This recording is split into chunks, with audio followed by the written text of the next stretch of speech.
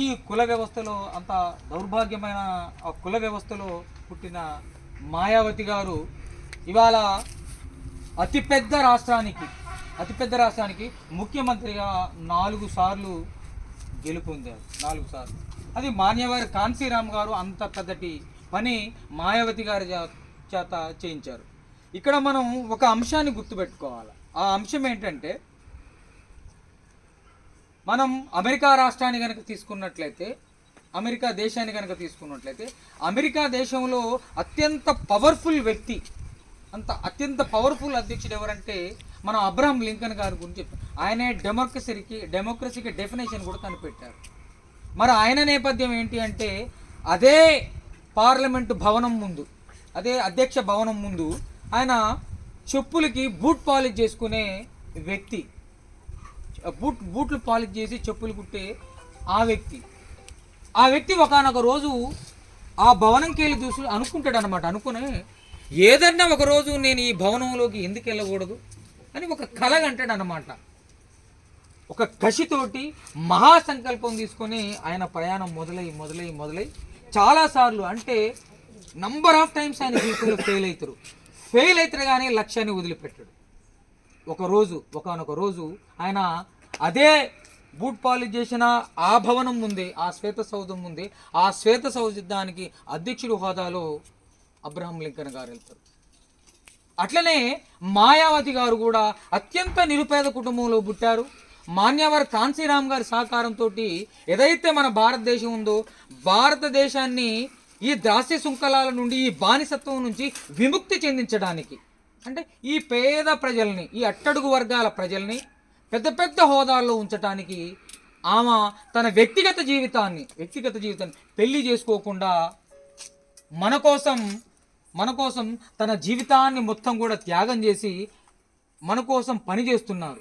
అందుకనే ఈ దినాన్ని జన కళ్యాణ్ దివాస్ అని మనం పేరు పెట్టుకున్నాం.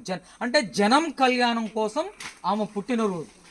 అందుకని మనం అందరం కూడా ఆమె గురించి డిస్కషన్ చేసుకొని ఇక్కడ నుంచి పోయిన తర్వాత ఏం చేయాలంటే, ఎవరి మాయావతి గారు అసలు ఎట్లా ఆ రోడ్ల మీద ఆ మలమూత్ర విసర్జాలు ఎత్తుకునే కుటుంబీకురాలైన ఆమె ఎట్లా ప్రధానమంత్రి హోదా దాకా వెళ్ళారు, ఎట్లా 4 సార్లు ముఖ్యమంత్రి అయ్యారు, దానికి కారణం ఏంటి అంటే, ఇక్కడ అబ్రహం లింకన్ గారి జీవిత చరిత్రను చూసుకున్నా, కాన్సీరామ్ గారి జీవిత చరిత్రను చూసుకున్నా,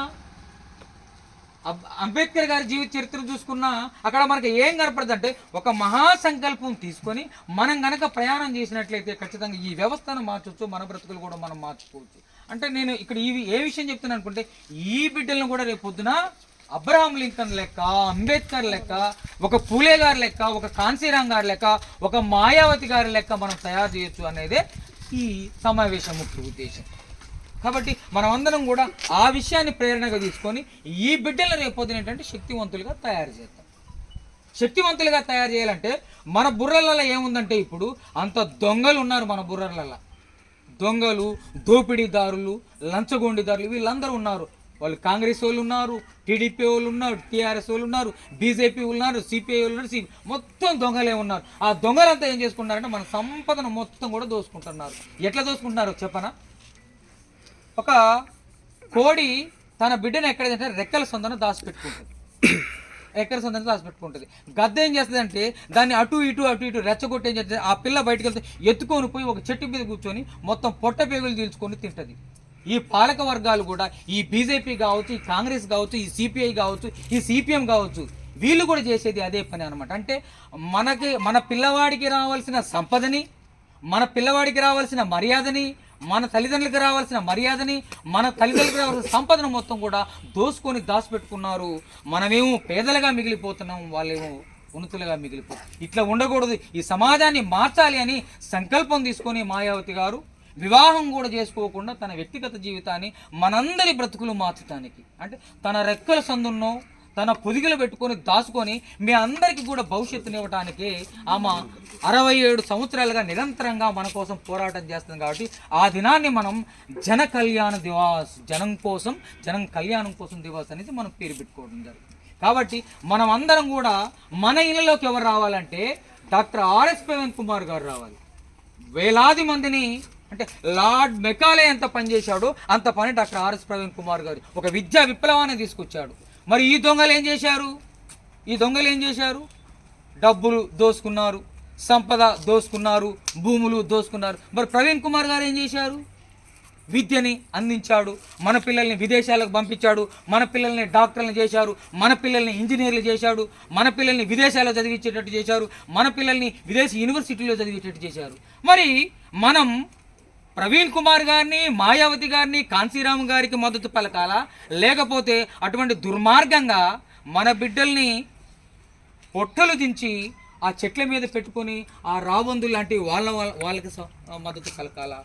మనమే నిర్ణయం తీసుకోవాలి. కాబట్టి మీరందరికీ కూడా నేను తెలియజేసేది ఏంటంటే, ఇక్కడ ఉన్న పెద్దలందరికీ కూడా నలుగురికి తెలియజేసేది ఏంటంటే, ఈ విషయాన్ని మీరు గుర్తుపెట్టుకోవాలి. అంటే మనం హత్యలు చేసేటోళ్ళకి, మానభంగాలు చేసేటోళ్ళకి, దాడులు చేసేటోళ్ళకి, దౌర్జన్యాలు చేసేటోళ్ళకి, మనల్ని అమ్మనాభూతులు తిట్టేటోళ్ళకి ఓట్లేసి వాడిని సింహాసనం మీద కూర్చోబెడుతున్నాం. అయ్యా, మీకోసం, మీ బిడ్డల బ్రతుకు కోసం తన జీవితాన్ని అర్పించిన మాన్యవర్ కాంశీరామ్ గారు కావచ్చు, పులే గారు కావచ్చు, మా బెహన్జీ మాయావతి గారు కావచ్చు, డాక్టర్ ఆర్ఎస్ ప్రవీణ్ కుమార్ గారు కావచ్చు, వీళ్ళ గురించి కదా మనం మాట్లాడుకోవాల్సింది, వీళ్ళని కదా మనకు ఇళ్ళకి తీసుకురావాల్సింది. కాబట్టి మనం అందరం కూడా వీళ్ళ గురించి మన ఇళ్ళల్లో చర్చకు రావాలి. మన ఇంట్లోకి ఎవరు రావాలంటే పులే గారు రావాలా, అంబేద్కర్ గారు రావాలా, కాంశీరామ్ గారు రావాలా, మాయావతి గారు రావాలా. వీళ్ళందరూ మన ఇంట్లోకి వస్తే ఈ దొంగలు మన బుర్రల నుంచి వెళ్ళిపోతారు. అప్పుడు మన బ్రతుకులు బాగుపడతాయి.